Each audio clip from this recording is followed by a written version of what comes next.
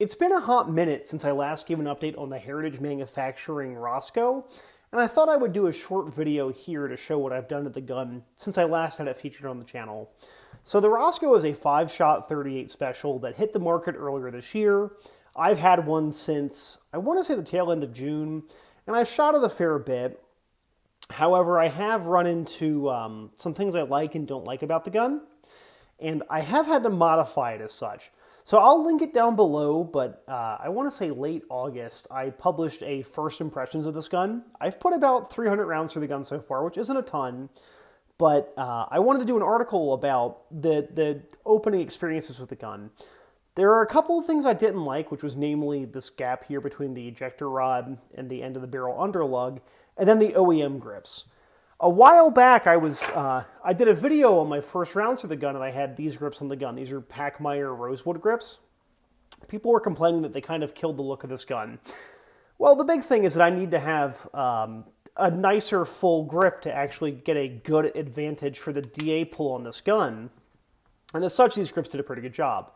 Now, I will agree that it kind of monkeys with the aesthetic of this gun.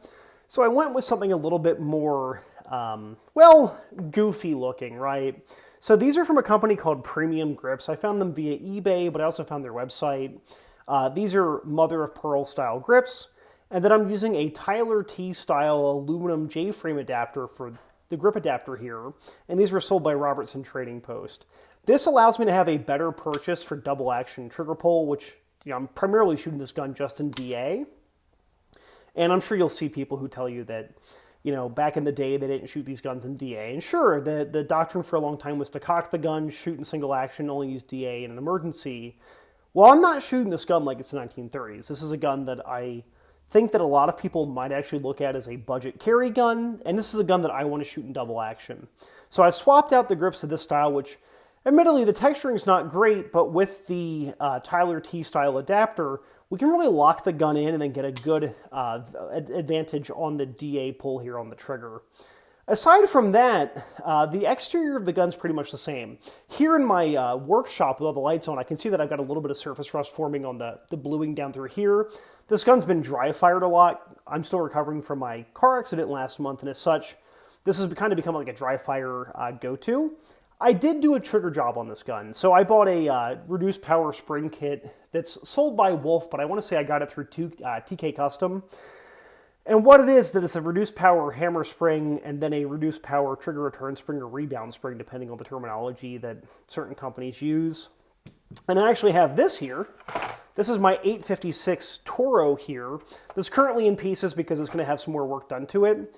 But here is what the trigger spring looks like. It's on the hammer strut here, or say trigger spring. This is the hammer spring on the hammer strut here, which rides through this part through here. And then here is the rebound spring assembly, just to show what I've done. One of the annoying things, and this is something that you don't really find out until you start monkeying with guns, the Rosco is an updated Model 85, which Taurus discontinued a number of years ago when they came out with this 856 line. They've since done modifications of the 856 that have made it less Smith & Wesson copy and more of its own thing. And one of the things that they modified is that they went from using a traditional Smith & Wesson rebound spring bar to using that coupling assembly where it sits like this into the back of the trigger here, and then it recesses into the hole here. The long and the short is that you have to actually trim down the springs you get from Wolf for the rebound spring, and then these guns are just kind of more of a pain in the ass to put back together once you've gotten them apart compared to a Smith & Wesson J-frame style gun. But I did that, and now the trigger pull in this gun is a lot smoother. The rebound, so that the trigger resetting, is very slick. If I had to guess the weight, I haven't actually thrown this on my trigger pull gauge just because double action triggers are kind of hard to test on those.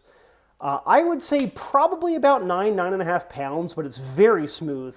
The single action, it's more stagey than it used to be. I'm not shooting this gun in single action. I would say it's actually increased the weight a little bit by having that increased power rebound spring, but that's not a concern I've got. This gun eventually is going to have the hammer chopped off here and just be a bobbed hammer gun because, well, this is a fun little project gun. So, yeah, the trigger pull's a lot better. I haven't shot it since then, but that'll be happening pretty soon here. But I wanted to do a short little update on the Roscoe here. It's still a gun that I'm testing and enjoying. I'll have a proper review out at some point.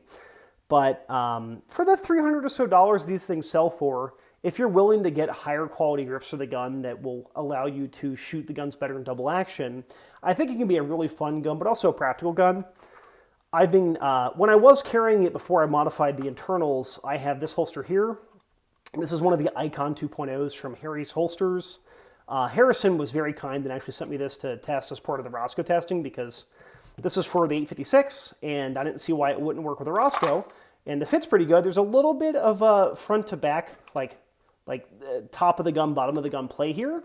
But otherwise, super comfortable. So this is, I mean, the holster costs a third of what the gun costs, but I just think it's interesting that there are some folks that look at this purely as novelty, and I get that. You know, it's a 5-shot 38 that's modeled after guns from the 30s, but if you're willing to put in the effort to make it a little bit better, I don't think it would be a bad carry gun within certain niches where small revolvers really do well. So I have carried this gun to the gym before. Again, albeit it was before I monkeyed with the internals, so I want to do some reliability testing on the internals here. But yeah, short video on the Roscoe. I'll be doing more shooting with this gun pretty soon here and have an article for a review. Probably not by the end of the year, probably sometime beginning of next year. So I want to get up to about at least 800 or 900 rounds for this gun before I decide to publish the full review. So I'll link any sort of content that I've already done so far on this gun down below. Thanks for watching.